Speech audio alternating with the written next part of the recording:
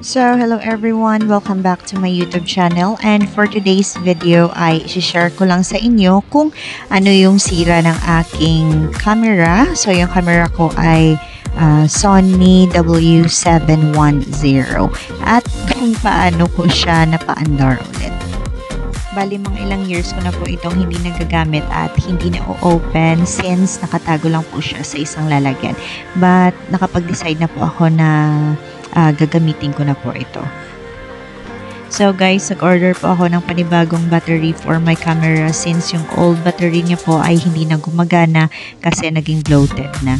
And at the same time, umorder na rin ako ng charger niya since wala na rin akong charger dito.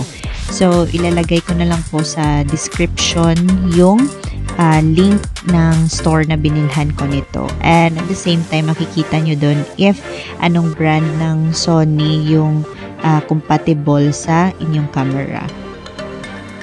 So guys, yung sira pala ng camera ko ay nagsa-stuck po yung lens niya. So every time na i-turn on nyo po yung lens niya ay hindi nagpa-function ng maayos kasi pabalik-balik po, pasok palabas yung lens niya. And also kapag tinurn on nyo yung camera nyo ay ito po yung lalabas. So turn the power off and turn on again. So guys, ang gagawin natin sa video na ito ay gagayahin lang po natin ang ginagawa or ginawa ng ibang vlogger sa kanilang camera. So ito po yung unang nakita ko. So tinatap lang po nila yung camera nila sa kamay. So let us try if gagana nga ba siya. So guys, i-on na po natin ang ating camera. As you can see ay hindi pa rin po naging okay yung camera natin or hindi pa rin siya bumabalik. So ayan, ganyan po nangyari sa lens natin. So hindi pa rin siya lumalabas ng maayos. So i-try ulit natin na i-tap sa ating kamay. And again, atin pong i-turn on. So ayan guys, hindi pa rin po effective ang way na ito sa ating camera. So maybe sa iba gumagana siya, so sa atin hindi po. So guys, subukan naman natin yung pangalawang tip na nakita natin sa isang vlogger.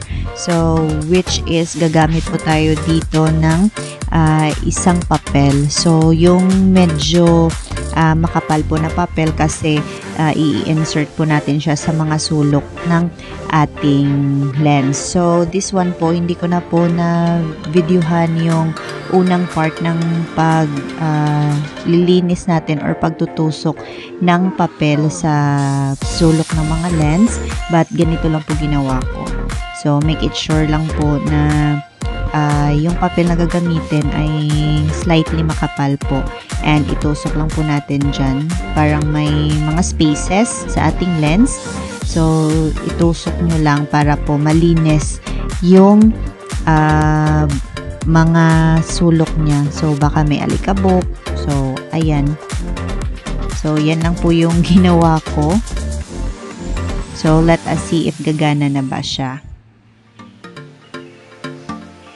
And also pala guys, as you can see sa ating video ay hinahata ko po palabas yung lens natin para po ma-reach niya yung maximum na paglabas ng ating lens.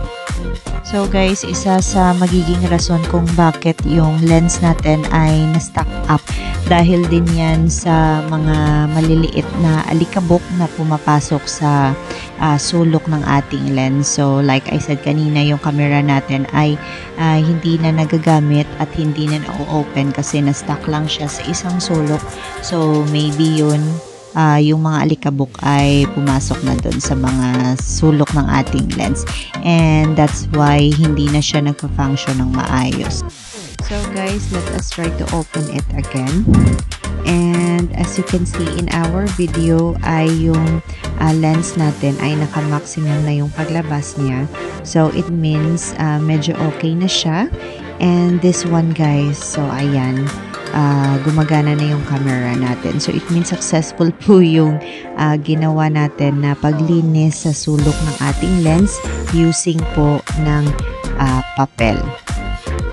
So guys, if ever na nag-function na yung camera nyo but yung lens nyo ay medyo hindi pa gaano ka-fix, ay ulit-ulitin nyo lang po yung paglilinis sa bawat sulok using po ng matigas na papel or medyo matigas na papel para po bumalik na siya sa dati.